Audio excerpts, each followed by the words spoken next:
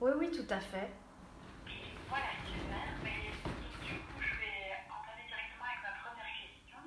L'auto-sabotage, c'est quelque chose dont on entend souvent, plus souvent des femmes parler. Est-ce que c'est quelque chose de typiquement féminin ou bien est-ce qu'en fait, voilà, c'est juste que les femmes sont plus, peut-être, voilà, ça les plus que les hommes. Ben, l'auto-sabotage concerne autant les hommes que les femmes, ça c'est pareil. Oui. Mais il y a plus de femmes qui en parlent. Voilà. De ma, de Qu'est-ce ma... que vous constatez, vous aussi, en consultation? Oui, de toute façon, en consultation, c'est quand même à l'âge adulte, hein, c'est une majorité de femmes qui consultent. Hein. D'accord. Voilà. Tandis qu'on va retrouver par exemple, tandis qu'en pédopsychologie, donc les enfants, c'est plus les petits garçons. Voilà. Ok. Comme si à l'âge adulte, ils gèrent leurs problèmes autrement. Ça ne veut pas dire qu'ils n'ont pas de problème. D'accord. La femme va avoir peut-être plus le besoin d'en parler et de trouver une oreille, une écoute, un soutien. D'accord. Et puis, bien sûr, travailler sur elle-même, hein, parce que la psychothérapie, c'est pas seulement de l'écoute. Hein. Bon, bien sûr. Quand on parle d'auto-sabotage, de quoi est-ce qu'on parle? Alors, l'auto-sabotage, ça veut dire c'est programmer son échec soi-même. D'accord. Et Comment ça? ça ne se fait pas consciemment, parce que si c'était conscient, personne ne le ferait. Oui. Et tout se passe en fait au niveau du subconscient. En fait, l'auto-sabotage, ça naît de quoi? D'abord de croyances limitantes. Les croyances limitantes, c'est quoi? Ce sont des programmes mentaux, des pensées répétées. Ça devient une croyance, une pensée répétée. Et il y a des pensées répétées qui ne sont pas, on va dire, qui ne favorisent pas notre développement personnel. Ça peut être des programmations, t'es nul, tu ne vaux rien, de toute façon, tu es comme ta mère, tu n'avanceras jamais. Enfin, vous voyez, des choses comme Oui, ça. oui, oui. Des programmations. Et alors, là où c'est pernicieux, ça veut dire qu'une pensée comme ça, répétée, plus elle se répète à la longue, en fait, c'est ça qui est pernicieux, c'est parce qu'elle a été répétée pendant un très long laps de temps.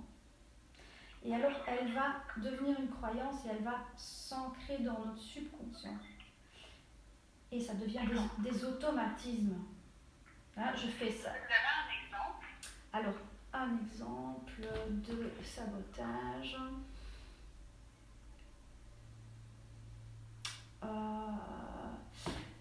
Par exemple, j'ai des personnes qui sont en burn-out et qui travaillent beaucoup et donc qui ne s'autorisent pas à s'arrêter, à prendre du temps pour elles. Et quand on regarde leurs croyances, par exemple dans leur schéma éducatif, euh, c'est tu dois tout le temps être actif, sinon tu n'es bon à rien. Oui.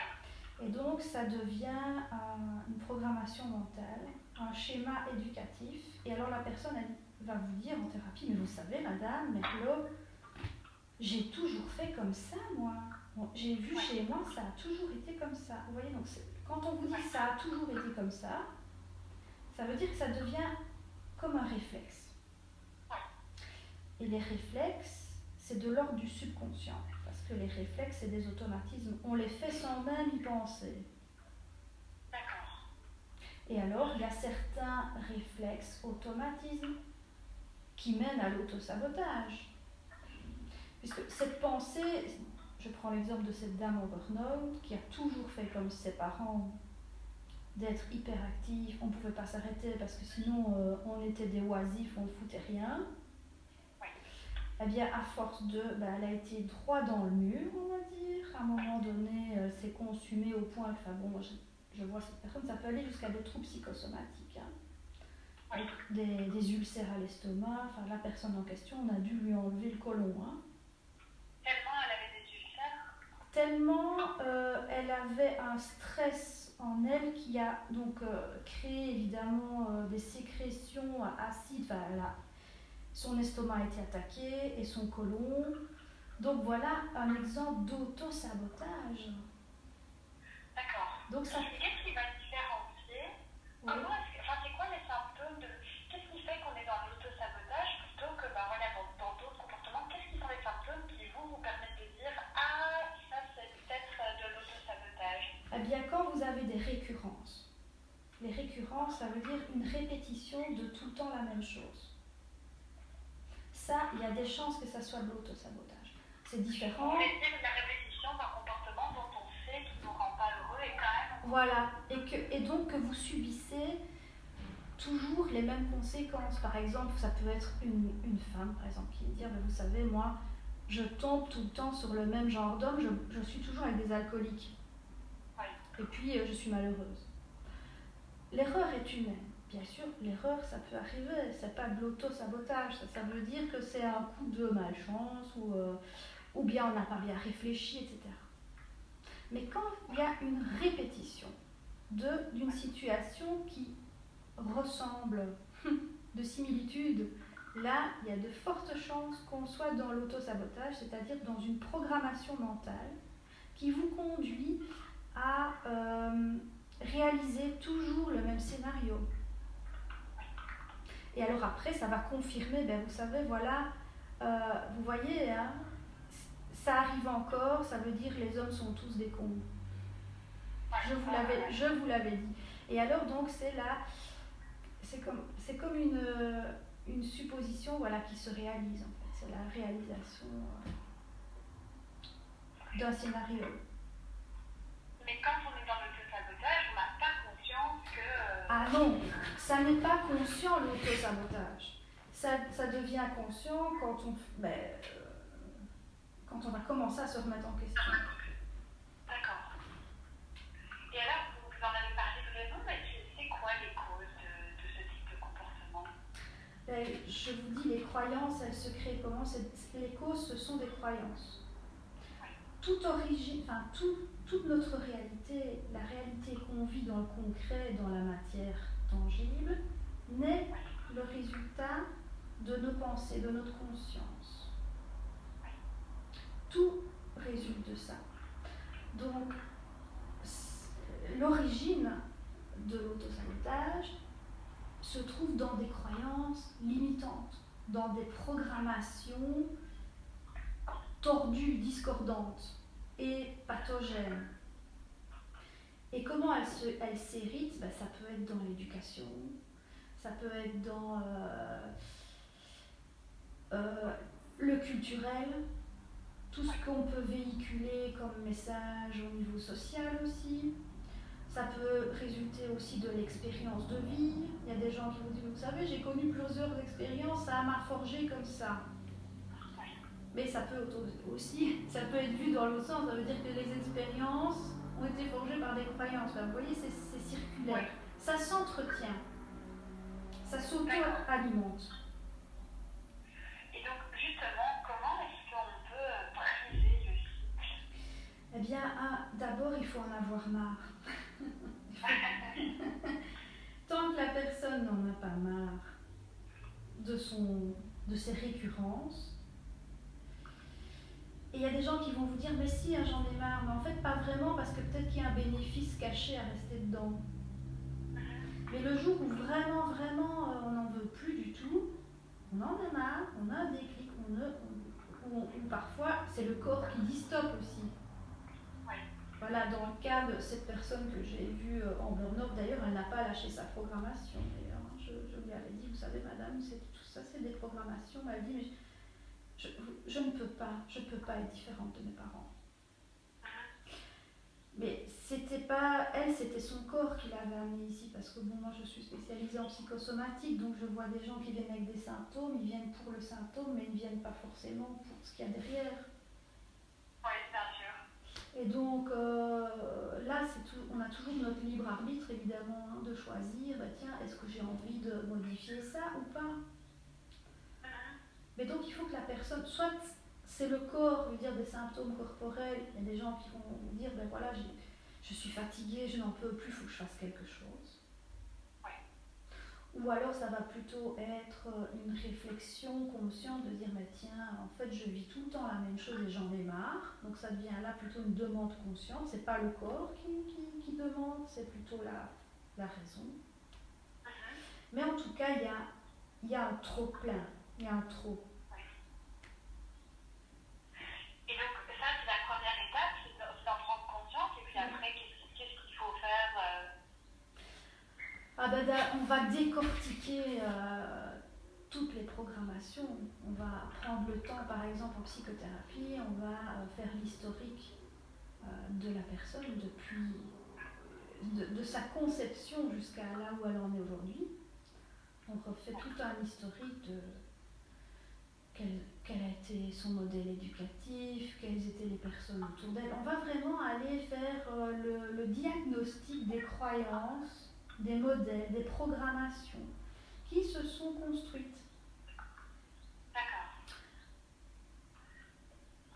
Et parfois la personne n'en a pas conscience, mais si elle vient avec des symptômes corporels, on peut rendre conscient quelque chose d'inconscient. On peut le ramener à la conscience, mais ça c'est par des techniques psychothérapeutiques spécifiques. Par exemple, je travaille en sensorimoteur, donc on travaille avec des signaux corporels qui ne sont pas conscients à la personne et on les rend conscients et on l'aide à mettre elle-même le sens dessus. Donc c'est elle-même qui va aller poser des mots sur « Ah mais oui, mais ça me fait penser à ça ». Donc c'était cette croyance-là en fait. D'accord. Voilà. Est-ce qu'il y a des profils qui sont plus à risque que d'autres de souffrir d'autosabotage? Mais je dirais que ce sont des personnes qui sont dans une grande peut-être loyauté par rapport à des choses. Des personnes qui sont plus routinières, qui vont dire bah, ça a toujours été comme ça, et qui ont tendance à fonctionner dans des rails extrêmement établis. D'accord. Et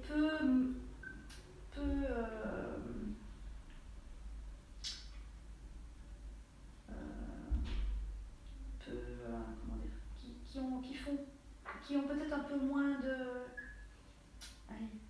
créativité, peut-être, ou de... Non, c'est pas de la créativité, c'est de pouvoir changer les choses, vous voyez, sortir de la routine. Donc c'est des personnes qui sont plus dans des schémas de vie très établis. Ça a toujours été comme ça, c'est bien comme ça, qui se réfèrent peut-être plus à des cadres qui sont extérieurs à eux-mêmes, plutôt que de se référer à leur cadre interne. Parce que dès qu'on commence à se référer à son cadre interne, c'est-à-dire à être à l'écoute de ses sentiments, de ses ressentis, on va se dire mais là je me sens pas bien là. Alors directement on va essayer de chercher pour le pourquoi, le comment, et on va se réajuster. Mais si on n'a pas ce regard, c'est une habitude, c'est une autre façon de faire. Mais si on ne se réfère pas à nos ressentis, on n'en tient pas compte, et on va plutôt privilégier un cadre extérieur. Exemple, par exemple, je reprends une idée, une situation d'un patient. Une patiente qui va me dire, quand j'ai rencontré cet homme-là, je savais qu'il n'était pas pour moi, je le sentais pas, mais il convenait très bien à ma famille. Et donc, ce qui est bon pour elle, c'est le cadre extérieur. Cadre familial, voilà. Donc si cette personne avait été plutôt à l'écoute de ses ressentis, elle aurait dit, tiens, je sens que je ne suis pas bien avec cette personne, je la quitte. Mais donc les personnes qui se réfèrent à des cadres extérieurs sont plus sujettes à l'autosabotage. D'accord. Voilà. Parfait, super. Moi, c'est impeccable comme ça. Je ne sais pas si vous avez quelque chose à rajouter, mais sinon, moi, c'est impeccable. On peut ajouter qu'une fois qu'on se réfère à ces cadres intérieurs, donc à cette analyse fine ressenti, Oui. on est on se met sur la voie de l'auto-accomplissement. D'accord. Voilà. On sort. Parfait. Voilà. Parfait. Mais écoutez, moi, voilà, c'est super intéressant. Je vais rédiger l'article, ce sera pour la semaine prochaine. Mais bien sûr, je vous l'envoie dès qu'il est publié. C'est pour le site internet. Ok, alors moi ce que je demande d'habitude, c'est que vous mettiez donc mon nom, mon prénom, Ah oui, bien sûr. Bien sûr. et peut-être un lien vers mon site internet. Oui, pas de souci. Pas de Voilà. souci. Avec plaisir. Et je vais vous envoyer l'article aussi, je vous avais dit, je n'ai pas encore fait, je vous ai pas encore envoyé le mail, l'autre article. Parfait. Voilà. Oui, si vous savez m'envoyer le lien, c'est génial. Ouais, n'hésitez pas à me recontacter, c'est toujours un plaisir que je réponds aux questions, j'aime bien. Ah bah écoutez, ça fait plaisir. Je note et je transmets aussi aux autres journalistes de la ville que vous êtes toujours partants. Oui, je trouve que c'est important que les gens connaissent un peu les trucs et astuces pour s'en sortir dans la vie. Voilà, il faut rendre ça public. Voilà, il faut que ça sorte des cabinets de psy. On est tout à fait d'accord. Donc Voilà. c'est parfait. Merci pour votre confiance et à bientôt. Voilà. Merci beaucoup. Au revoir. Au revoir. Au revoir.